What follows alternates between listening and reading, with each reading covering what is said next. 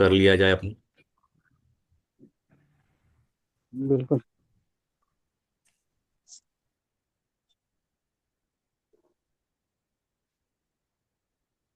आज जो हम लोग बात करने जा रहे हैं आज, मतलब बहुत ही इम्पोर्टेंट टॉपिक। जैसे लास्ट क्लास हम लोग हैमर के बारे में बात किए थे, वैसे ही आज का एक और कैंडल स्टिक पैटर्न है जिसको हम लोग बोलते हैं मारू बोसू। अब चूंकि, मारो। हाँ, मारू बोसू जैपनीज कैंडल स्टिक जो हम लोग सीख रहे हैं वो जैपनीज कैंडल स्टिक है। तो जब जैपनीज कैंडल स्टिक है तो नाम भी हम लोग को जैपनीज वाला ही मिला है, क्योंकि जापान में पहले ये डिस्कस हो बिल्कुल। चुका था, सब कुछ डिफाइन हो चुका था। तो समझने के लिए बहुत आसान होता है, तो इसको हम लोग बोलते हैं मारू बोसू। मारू बोसू का मतलब होता है एक ऐसा कैंडल जो बहुत ही बड़ा है, जिसमें या तो कंप्लीटली बाइंग दिख रही है या तो कंप्लीटली सेलिंग दिख रही है। और पिछले 4-5 कैंडल के मुकाबले में वो 2 से 3 गुना बड़ा हो सकता है, 4 गुना भी बड़ा हो सकता है। 2 गुना तो कम से कम होना ही चाहिए। जो पिछले 4-5 कैंडल का जो एवरेज चल रहा था, उस कैंडल के एवरेज में वो कम से कम 2 गुना बड़ा। खुद मैंने देख के आपको समझ में आ जाएगा कि अच्छा इसको मारूबोजू बोलते हैं। अब मारूबोजू की खासियत होती है कि मारूबोजू में विक या तो छोटा होता है या तो नहीं होता है, कोई भी साइड में। अगर मारूबोजू में विक माने कोई ऐसा कैंडल है जिसमें कि विक 10% के आसपास दिख रहा है, तो फिर हम उसको मारूबोजू नहीं बोलेंगे। अब जैसे हम लोग हैमर को सीखे थे कि किसी रेफरेंस पे उसका इंपॉर्टेंस होता है, उसी प्रकार से मारूबोजू भी किसी रेफरेंस पे बहुत अच्छा काम करता है। हैमर का था कि अगर जो हैमर है अगर वो ऊपर की तरफ बन रहा है, यानी कि रेजिस्टेंस पे बन रहा है, तो हम वहाँ ट्रैक माने फंसते नहीं हैं ट्रेड में, हम उसको माने पढ़ते ही नहीं, इग्नोर कर देते हैं। लेकिन अगर प्रीवियस डे के हाई पे कोई ग्रीन कलर का मारूबोजू कैंडल बन गया, तो यहाँ पे सावधानी हम लोग को देना होता है। बहुत सारा ट्रेडर इसमें फंसता है जो सही से नहीं रीड कर पाता है। तो मारूबोजू अपने आप में बहुत अच्छी कैंडल होती है, लेकिन ये जितना अच्छा है उतना ही खराब भी है। तो इसको समझने का मैंने बहुत इंपॉर्टेंस है कि भाई मारूबोजू को हम देख के कैसे समझ सकते हैं कि क्या है। जैसे अभी आप लोग को हम बोले कि मारूबोजू, यहाँ से आपको दिख रहा होगा ये, इसमें कोई विक नहीं है, बड़ी कैंडल है ग्रीन, तो ये बुलिश मारूबोजू है। ये रेड में है तो फिर ये बेरिश मारूबोजू है। बराबर। हाँ। अब है कि विक हल्का किधर हो सकता है, तो ये कैंडल जो है, यहाँ से प्राइस स्टार्ट हुआ और ऊपर की तरफ गया, यानी कि इस कंडीशन को क्या बोलेंगे हम, ओपन लो। ओपन भी एक जगह है और लो दोनों एक ही जगह पे है, तो ऐसे कंडीशन को हम लोग क्या बोलते हैं, ओपन लो। ठीक है। इसमें विक नीचे की तरफ नहीं होनी चाहिए, हल्का विक ऊपर की तरफ है तो चलेगा। माने देख रहे हैं ये, माने 5% 10% से ज्यादा का विक नहीं, बहुत कम विक होना चाहिए। वैसा ही जब यहाँ पे देखेंगे तो ये ओपन हाई है, तो ओपन भी यहीं पे था, यहाँ पे प्राइस खुला और वापस नीचे गया, एकदम यही तो नीचे चीज। गया और हल्का सा रिजेक्ट होके वापस आया, यानी कि ये इसका लो था, ये क्लोज था। तो ओपन और हाई एक हो गया। तो ये ऐसा बड़ा बड़ा कैंडल आपको दिखेगा तो ये साफ साफ बताता है कि ये मारूबोजू है। इसको आगे हम लोग और अच्छे से समझेंगे। यहाँ पे देखिए इसका हाई है, ये क्लोज है, लेकिन स्टार्ट यहाँ पे था, तो ये ओपन इजकल टू लो कहलाएगा। ये शब्द है ओपन लो, याद रखिएगा आप लोग भी, धीरे धीरे आप लोग को भी मैंने बोलना चाहिए, प्रैक्टिस करनी चाहिए ओपन लो बोलने के लिए। फिर यहाँ पे ओपन हाई है, जब ओपन लो हो गया तो ये ग्रीन मारूबोजू बन गया, ओपन हाई हो गया तो रेड मारूबोजू हो गया। अब मारूबोजू का मतलब होता है, ग्रीन मारूबोजू जब बन गया तो इसका कहने का मतलब होता है कि यहाँ पे जो बायर हैं, जो खरीदार हैं, वो बहुत ज्यादा कंट्रोल में है। आखिर मैंने प्राइस ऊपर जा रहा है, तो सेलर जितना भी महंगा बेच रहा है, हमारा जो बायर है उसको खरीदता जा रहा है। माने आप दाम कितना भी महंगा करो, बायर को फर्क नहीं पड़ रहा, बायर अफोर्ड कर सकता है, उसको खरीदते चला जा रहा है, मतलब कि वो बाइंग के कंट्रोल में है।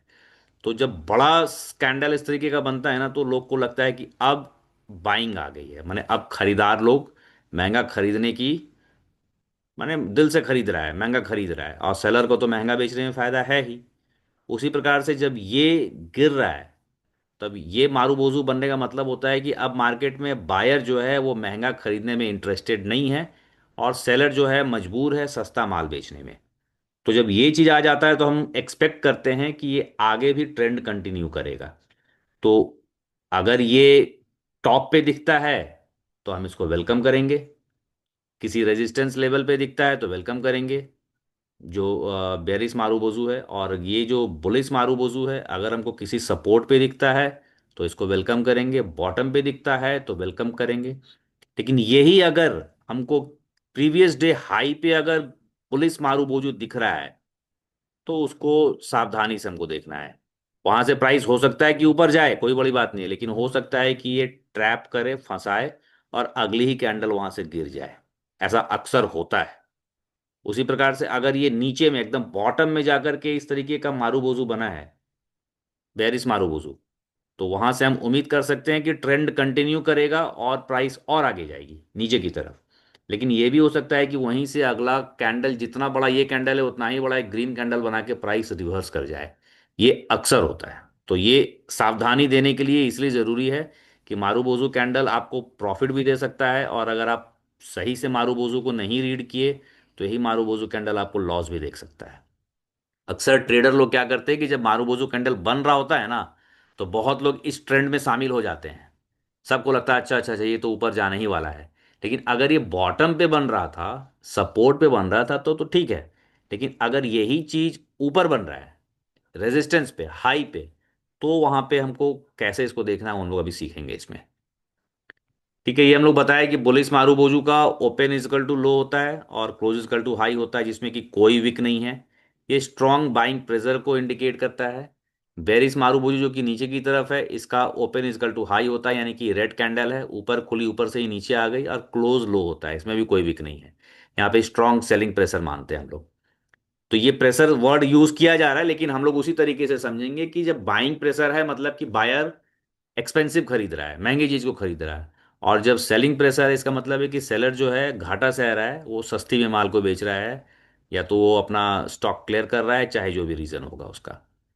उसी प्रकार से फुल मारूबोजू में कोई विक नहीं होता है। ओपनिंग मारूबोजू में no wick on opening side. अगर ये ग्रीन वाली मारूबोजू है, बुलिस मारूबोजू है, तो ओपन लो होगा। और अगर ये no wick on closing side, अगर ये क्लोजिंग मारूबोजू है, तो ये हो सकता है कि नीचे के साइड में हल्का विक लेकर के ऊपर चला जाए। तो ऊपर में इसमें विक नहीं दिखेगा। तो ये तीन तरीके के मारूबोजू हम लोग यहाँ पे देखेंगे। किसी किसी केस में चौथा भी हो सकता है कि हल्का हल्का विक दोनों तरफ हो, हल्का हल्का माने एकदम उसको मैग्नीफाइंग ग्लास से देखेंगे तो हमको समझ में आएगा। यहां तक ये थ्योरी सबको समझ में आया? समझ में तो आया। हाँ, ये सुदेश क्लियर है? हाँ सर, क्लियर है। चलिए, अब हम लोग अभी बात कर रहे थे कि रिवर्सल या कंटिन्यूएशन, तो पहले हम लोग कंटिन्यूएशन देख लेते हैं, ठीक है। यानी कि ट्रेंड यहाँ पे देखिए, ऊपर का पिक्चर दिख रहा होगा आपको, ये ट्रेंड अप ट्रेंड है, दिख रहा है, अप ट्रेंड दिख रहा है। और अप ट्रेंड में जाकर के एक आपका बुलिश मारूबोजू दिखा। ठीक है, ये बुलिश मारूबोजू दिखा, लेकिन उसके बाद देखिए प्राइस वापस रिट्रेस करके यहां तक आ गया। ठीक है, फिर एक बुलिश मारूबोजू दिखा और प्राइस थोड़ा सा ऊपर चला गया। तो ये हम लोग बोलेंगे कि जब ट्रेंड में दिखता है, अप ट्रेंड में अगर बुलिश मारूबोजू दिख रहा है, तो ये जो कैंडल है, इस कैंडल के हाई का मतलब इस कैंडल के ऊपर जब प्राइस निकलेगा और थोड़ी देर रुकेगा, तो हम वहां पे बाई करते हैं। तो इस कैंडल का हाई कहाँ पे निकला? कहीं यहां पे निकला, इस कैंडल में निकला, और ये कैंडल भी मारूबोजू बन गया। फिर इस मारूबोजू कैंडल के ऊपर देखिएगा कि ये कैंडल निकला और इसके ऊपर आया, तो हम यहाँ पे कहीं पे बाइंग का सोचेंगे। लेकिन अगर इसके हाई के ऊपर हम बाइंग का नहीं सोचते, हम सोचते कि ये मारूबोजू बन रहा है, अभी ही बाई कर लें, तो इस कैंडल में अगर कोई बाई कर रहा होता तो उसका प्राइस देखिए उसको नीचे आ जाता, उसकी स्टॉप लॉस को हिट करने की पॉसिबिलिटी बढ़ जाती है यहाँ पे, है ना। लेकिन अगर हम हम्म। हाई पे, इस कैंडल के हाई के निकलने पे अगर हम लेते, तो ये हमें प्रॉफिट देता। यही सावधानी रखना हम्म। होता है। लेकिन अगर ये मारूबोजू नीचे बन रहा है, जैसे कि देखिए ट्रेंड नीचे आ रही थी और नीचे में आकर के एक बुलिस मारूबोजू कैंडल बना, यहां पे भी हमको ये देखना है कि इसका हाई जब अगला कैंडल निकालेगा, थोड़ा देर रुकेगा, तब हम उस ट्रेंड में अपने आप को एंटर करेंगे। कभी भी इसके हाई के निकले बिना हम एंटर नहीं करेंगे। ठीक है, अब यहाँ पे आप देखिएगा तो कुछ पिछले कुछ कैंडल के मुकाबले में ये कैंडल दोगुना दिख रहा है आपको। यानी मारूबोजू अगर हम बोल रहे हैं तो मारूबोजू हम्म। बोलने का मतलब है स्ट्रॉन्ग कैंडल। अगर हम लोग अपनी भाषा में देखें तो भीम का एक कैंडल, ऐसा कैंडल जिसकी की हाइट बहुत बड़ी है, पिछले कैंडल्स के मुकाबले में कम से कम 2 गुना हो गया, तब तो बहुत बड़ा हो ही गया। अब यहाँ पे हम लोग देखेंगे कि बेरिस मारुबुजू, ये ट्रेंड चल रहा था, ट्रेंड चल रहा था, एक बड़ा सा red candle, strong red candle, Bhim का रेड कैंडल बनी। और जब इस कैंडल का लो निकला, देखिए इस कैंडल का जब लो निकला, तब ये ट्रेंड को और आगे कंटिन्यू किया। अगर कोई ये सोच लेता कि कैंडल इस समय बन रहा है, मैं यहीं पे एंटर कर ले, हो सकता है प्राइस यहाँ से लौट जाती। जैसे यहाँ पे आपको दिख रहा होगा ये नीचे आ गया, तो ये ट्रेंड को इसलिए कंटिन्यू किया क्योंकि इस कैंडल का लो निकला। ठीक है, ये पहला इंडिकेशन था कि ये कैंडल जो मारुबोजो कैंडल है उसका हाई और लो निकलना बड़ा ज़रूरी होता है। कभी भी बनती हुई मारुबोजो कैंडल में हम एंटर नहीं करते हैं, क्योंकि बनती हुई मारुबोजो कैंडल में एंटर जैसे कि करेंगे तो इस केस की तरह हमको धोखा मिल सकता है। ये जो कंडीशन है ना, इसे में हालांकि ओवरऑल ट्रेंड ऊपर ही गया है, लेकिन अगर कोई इसमें एंटर करेगा तो एक बार जब खरीदा और खरीदते के साथ अगर प्राइस ऊपर नहीं गया तो उसको तो माइनस दिखने लगेगा। तो उसको थोड़ा तो, जो ट्रेडर है उसको तो हम्म, खराब लगेगा ना कि भाई हमने सौदा लिया, मेरा सौदा नीचे जा रहा है। तो हमेशा इसका हाई निकलने का हमें वेट करना चाहिए। जब इसका हाई निकलेगा तो आपका ट्रेड की पॉसिबिलिटी ऊपर जाने की बढ़ जाती है। इसके साथ हम और भी चीज़ को ऐड करते हैं कि और किन चीज़ों को ऐड करेंगे कि हमारी पॉसिबिलिटी बढ़ेगी, है ना। इन सब चीज़ को भी हम लोग इसमें ऐड करते हैं। तो ये बुलिश कंटिन्यूएशन था, ये बेयरिश कंटिन्यूएशन था। अब हम लोग बात करेंगे रिवर्सल का। कंटिन्यूएशन बात कर ली कि ट्रेंड अगर अप ट्रेंड चल रहा है और अगर ट्रेंड डाउन ट्रेंड चल रहा है तो हम लोग कैसे उसमें देखेंगे।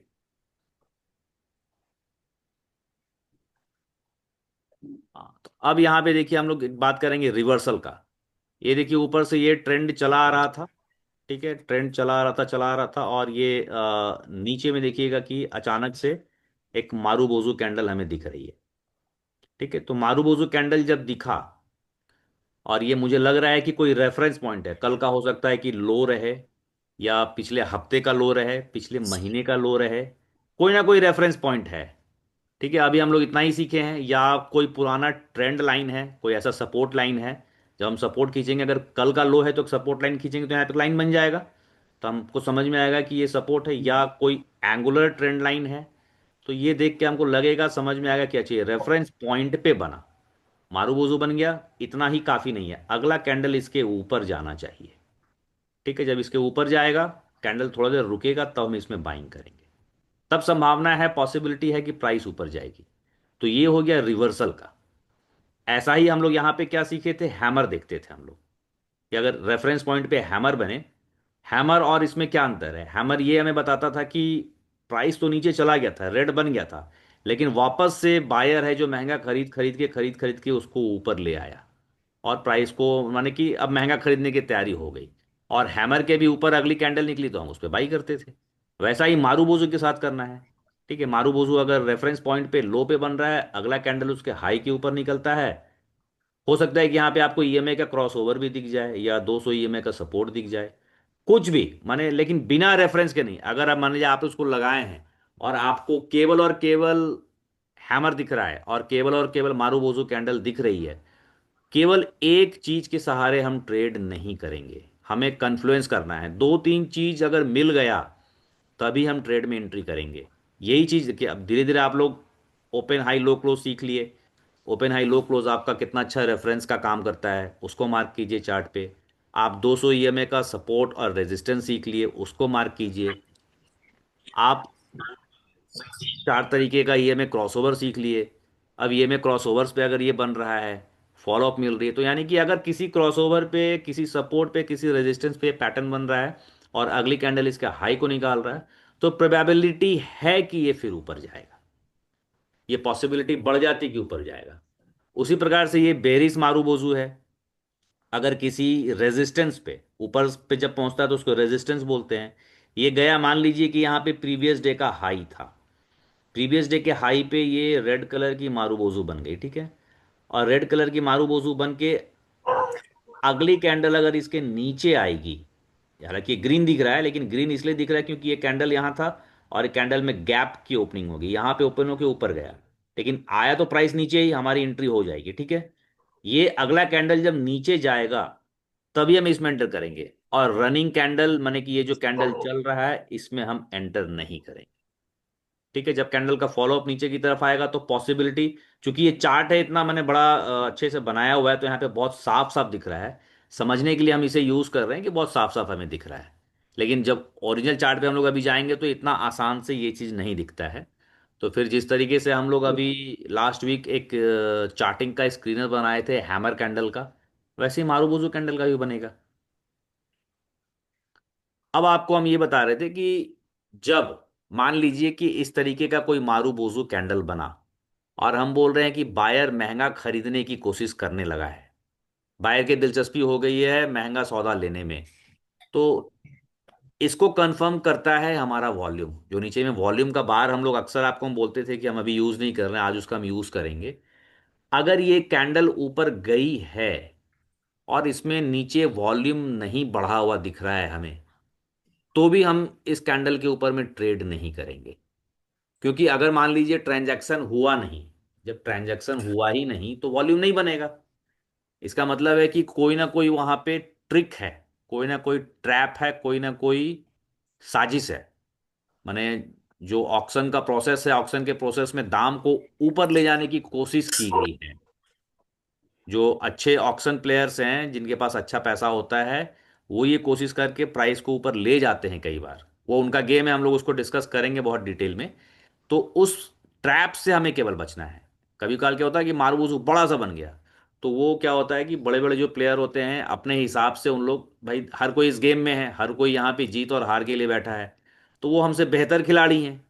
तो हम जब बेहतर खिलाड़ी है तो हम उसके अगेंस्ट में क्यों खेलेंगे, हम उसके साथ में खेलेंगे ना।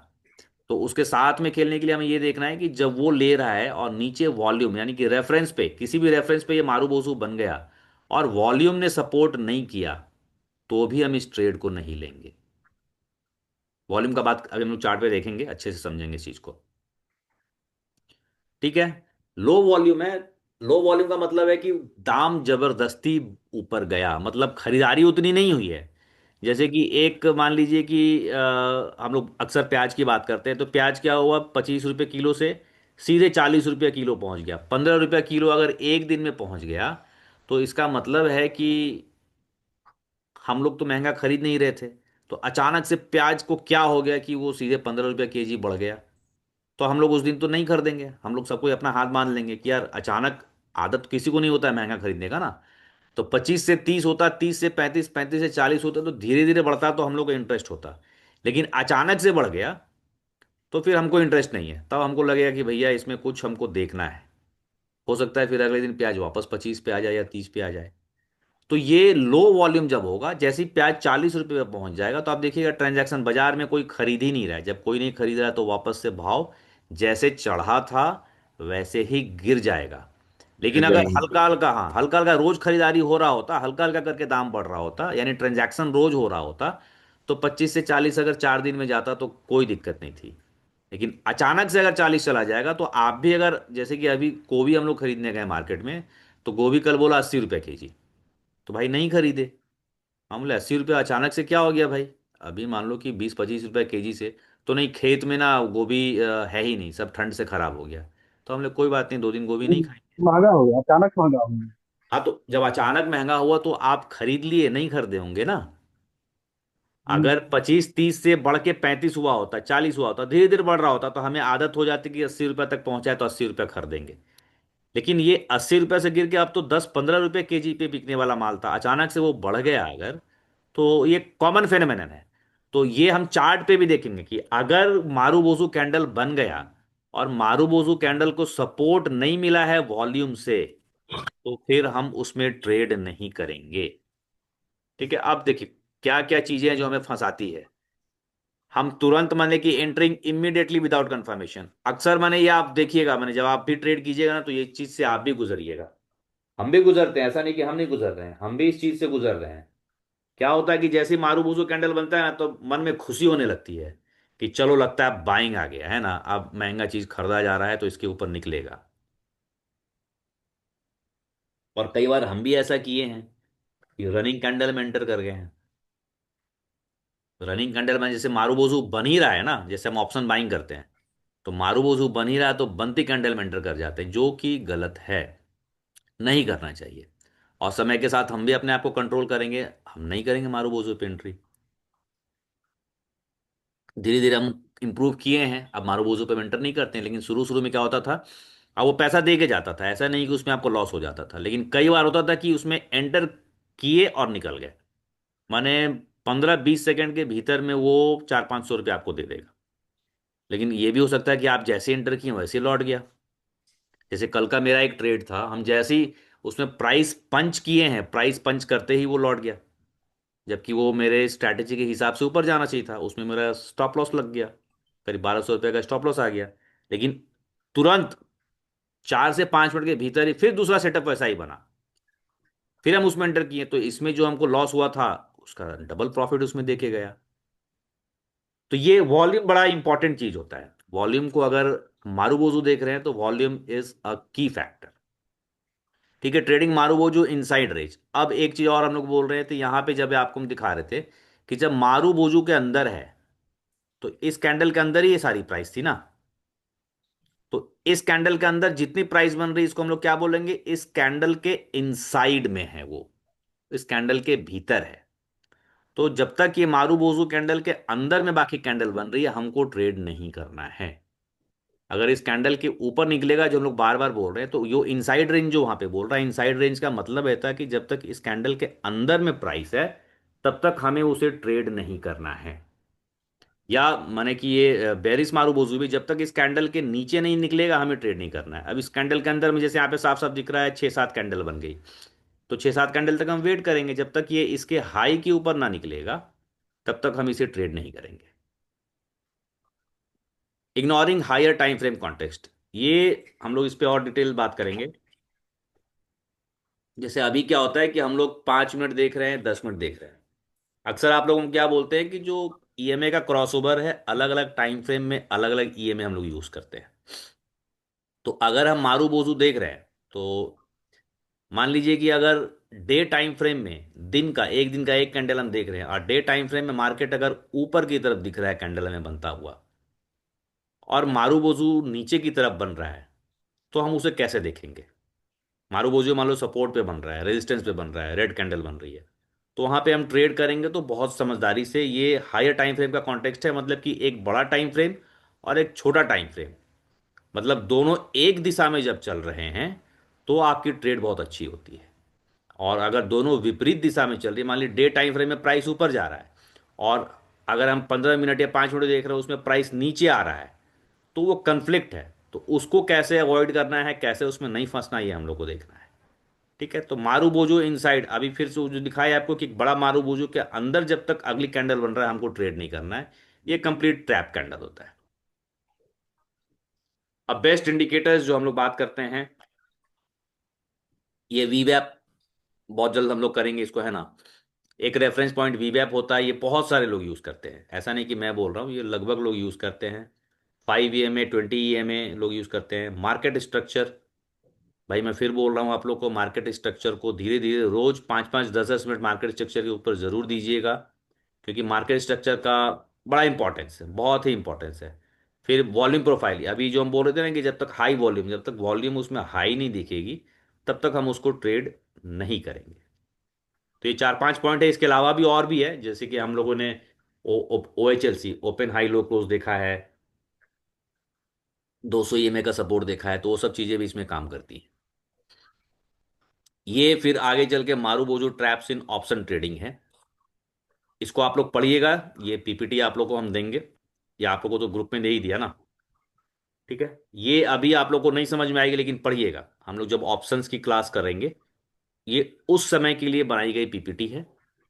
जैसे मान लीजिए कि मार्केट खुलती है और खुलते के साथ ही एक बड़ा कैंडल बन जाए ऊपर की तरफ या नीचे की तरफ, और अगली सारी कैंडल उस कैंडल के भीतर बन रही है, तो हमें कोई ट्रेड नहीं लेना है। ये ऑप्शंस के हम लोग हैं, इसमें लोग बात करेंगे, ठीक है। अब है कि मारूबोजू क्यों डेडली होता है। मारूबोजू आपको हम क्या बता रहे हैं, इसमें मारूबोजू ट्रैप फैक्टर्स, ये आपको फंसाता ही फंसाता है, या मारूबोजू रेफरेंस पे है तो बचाता ही बचाता है, बहुत पैसा दे के जाता है। ठीक है, ये हो गया। अब हम लोग इसको थोड़ा सा चार्ट पे देखने की कोशिश करते हैं।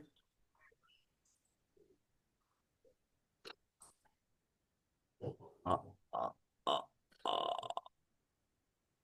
ठीक है, ये निफ्टी का है चार्ट, ठीक है। बहुत सारा इसमें चीज लगा हुआ था। अब यहाँ पे देखिए, आपको अगर मारूबोजू ये कल ही का है, ठीक है। कल जब प्राइस खुली है। एक और है, इसे भी 21 में, ठीक है, 21 में है। और चलिए आज 21 पे ही देखते हैं केवल। और एक वी वैप जो आप लोगों को बोलते हैं, वी वैप को देखते हैं, ठीक है। और एक हम रेफरेंस ड्रॉ कर लेते हैं केवल यहाँ पे, इसको डे टाइम फ्रेम पे ला करके।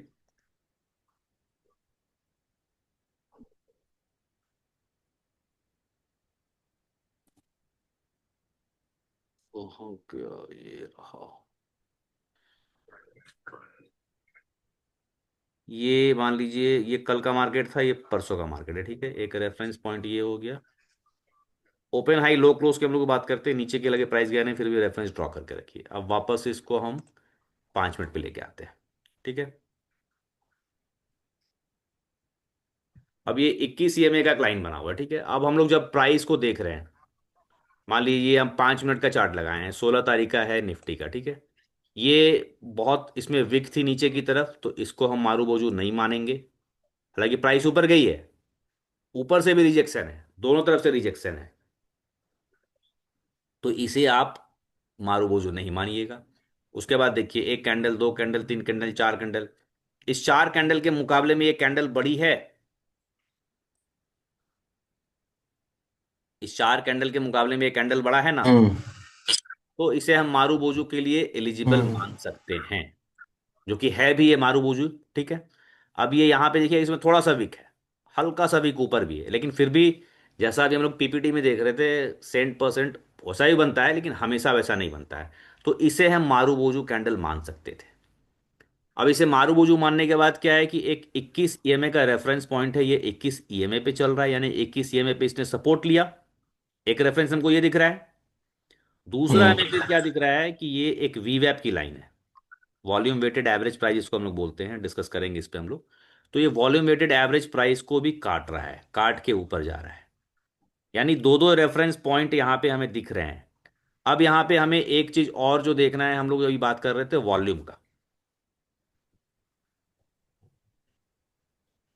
माने जो मेन कन्फर्मर है, उसने कंफर्म किया कि नहीं। ये चूंकि पहली कैंडल 5 मिनट की होती है, इसमें जबरदस्त वॉल्यूम आता है, ठीक है।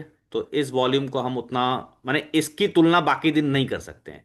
किसी भी दिन आप देखिएगा तो पहला 5 मिनट का जो कैंडल होता है, या पहला 1 मिनट का, इसको अगर आप 1 मिनट पे भी करेंगे।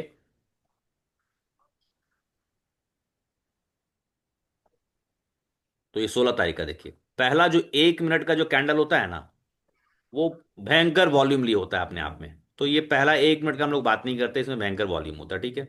अगर आप इसको 3 मिनट पे भी ले जाएगा, तो पहला कैंडल में भयंकर वॉल्यूम होता है। तो हम लोग 5 मिनट पे देख रहे थे। तो 5 मिनट पे जब हम लोग देखे, तो हम लोग को क्या दिखा कि यहां से देखिए वॉल्यूम घट रहा है, घट रहा है, घट रहा है। लेकिन यहां पे आकर के ये वॉल्यूम हल्का सा, माने कि बहुत ज्यादा डिक्लाइन नहीं, लेकिन वॉल्यूम है। तो इसको हम लोग यहाँ पे कंसिडर कर सकते हैं। इसमें जो वॉल्यूम था, उसके बाद की जो कैंडल है, अगर हम मान लेते कि कंपेरेटिवली वॉल्यूम गिरा था, हमको वेट करना चाहिए, ठीक है। यहां देख रहे हैं इस ग्राफ को, कंपेरेटिवली वॉल्यूम गिरा था, लेकिन ये फॉल हल्का हल्का था। लेकिन फिर भी मान लीजिए हमको लग रहा है कि वॉल्यूम घट रहा है, तो हम क्यों ट्रेड में फंसे। तो हम इस कैंडल को वेट करेंगे। ये मारू वो जो सिग्नल कैंडल थी, इसके बाद की कैंडल पे हम देखेंगे वॉल्यूम बढ़ता है कि नहीं। अगली कैंडल में भी देखिए वॉल्यूम बढ़ गई, या इसके बराबर है, तो ये कंफर्म कर रहा है। तो हम इस कैंडल के बाद यहां पे एंट्री अपनी बना सकते हैं। इस कैंडल के तुरंत बाद हमने एंट्री नहीं बनाई, क्यों नहीं बनाई? क्योंकि यहां से वॉल्यूम डिक्लाइन कर रहा था। तो डिक्लाइन कर रहा था, तो हो सकता है कि अगली कैंडल और गिर जाए, और ये ट्रैप हो, कोई बड़ी बात नहीं है। तो ये वॉल्यूम का हमको सहारा लेना है। ये जो वॉल्यूम, अगली जो कैंडल की वॉल्यूम बनी, ये इसके बराबर और इससे थोड़ा ज्यादा थी। तो इसने बताया कि ये जो बाइंग थी, ये बाइंग कंटिन्यू है। तो इस कैंडल के ऊपर हमारी एंट्री बनती। और जब ये एंट्री बनती, तो देखिए, अब यहां पे जैसे हम देखे, मैंने प्राइस ऊपर गई है, यानी कि एक ट्रेंड कंटिन्यू किया है। एक और मारू बोझू देखिए, ये एक बड़ा सा मारू बोझू फिर बनाया है। ये कहां पे बनाया है? प्रीवियस डे के हाई पे, ठीक है। ये कहां पे बना है? ये प्रीवियस डे के हाई पे मारू बोझू कैंडल बनी है। तो अभी हम लोग क्या देखें कि प्रीवियस डे के हाई पे अगर ग्रीन मारू बोझू बन रहा है, तो ये फिर हमें क्या बताता है कि भैया थोड़ा सा अपने आप को रिस्ट्रिक्ट करो, अपने आप को संभालो।